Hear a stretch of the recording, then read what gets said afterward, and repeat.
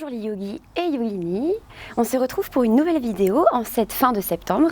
Vous voyez, je suis encore dehors, donc il fait encore même très chaud. Je viens de faire quelques salutations au soleil et j'ai chaud. Justement, en parlant de salutations au soleil, ça va être notre sujet du jour. On va travailler la salutation au soleil A, puisqu'il y en a plusieurs en yoga. Évidemment, il y a plusieurs variantes de salutations. Moi, je vais vous en proposer une avec une seconde variante. Dans un deuxième temps, tout est adaptable en yoga, aucun souci. Si vous avez des soucis au niveau des poignets, pas de problème, on adapte avec des briques, avec éventuellement placer des coussins, des couvertures sous les poignets pour alléger un petit peu le poids du corps. Même chose au niveau du dos, même chose au niveau des chevilles, aucun problème. Donc n'hésitez pas à adapter cette salutation que je vous propose. Au niveau des bienfaits de la salutation au soleil, pour ceux qui connaissent le yoga, vous avez sûrement déjà beaucoup pratiqué ces salutations en début de séance, en début de cours. Elle permet d'un point de vue physique d'assouplir évidemment l'ensemble du corps, puisqu'on va venir en flexion avant, puis en flexion arrière. Donc on vient chercher l'étirement de la face antérieure et l'étirement de la face postérieure du corps. Mais également, on est pas mal en appui sur certaines parties du corps, notamment les poignets, les chevilles. On renforce aussi l'ensemble des muscles du corps, notamment les muscles profonds, notre fameux psoas en particulier. Au niveau des bienfaits plutôt énergétiques, la salutation au soleil permet vraiment de faire circuler l'énergie, encore une fois par ces flexions avant et flexions arrière, le fait d'être au sol et puis sur une inspiration de se replacer à la verticale debout, ça va faire complètement circuler l'énergie.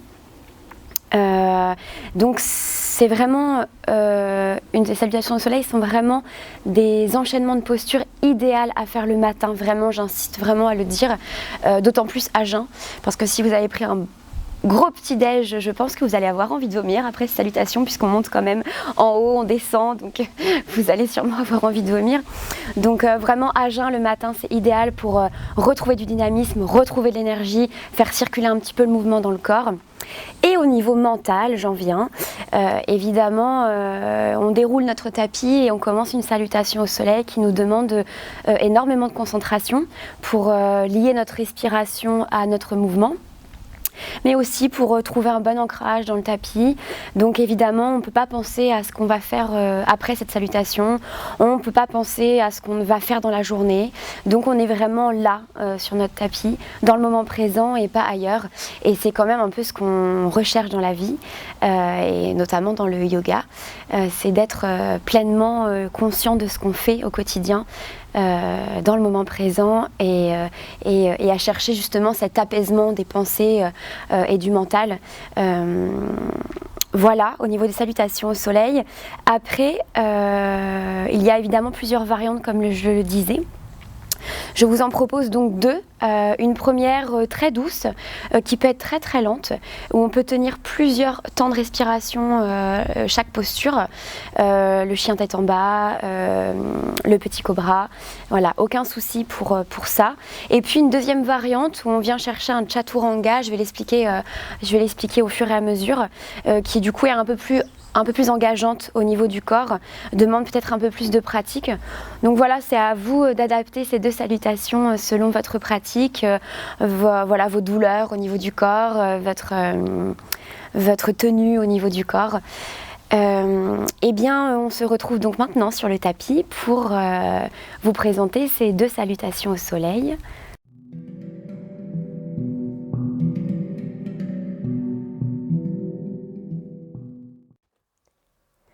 Place-toi à l'avant du tapis en posture de Tadasana, les orteils bien ancrés dans le sol, les doigts tombent dans le sol pour faire descendre les épaules.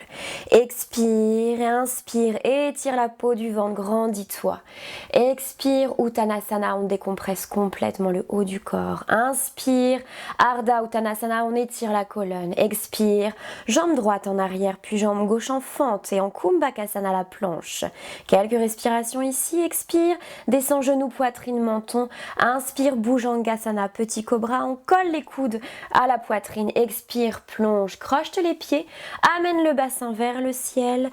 Adho Mukha Svanasana, la posture du chien tête en bas. Ici, on cherche à étirer la colonne vertébrale. On ancre bien les doigts dans le sol comme des ventouses. Les mains à la largeur des épaules, les pieds à la largeur du bassin. Vous pouvez plier vos genoux, pas de problème. Respirez par le haut du corps ici, tranquillement, très tranquille. Puis expirez, pliez vos deux genoux, regardez entre les mains, venez marcher jusqu'aux mains. Inspire, éloigne le sommet du crâne, du coccyx de nouveau. Expire, plonge, relâche le haut du corps, relâche les bras, relâche la nuque.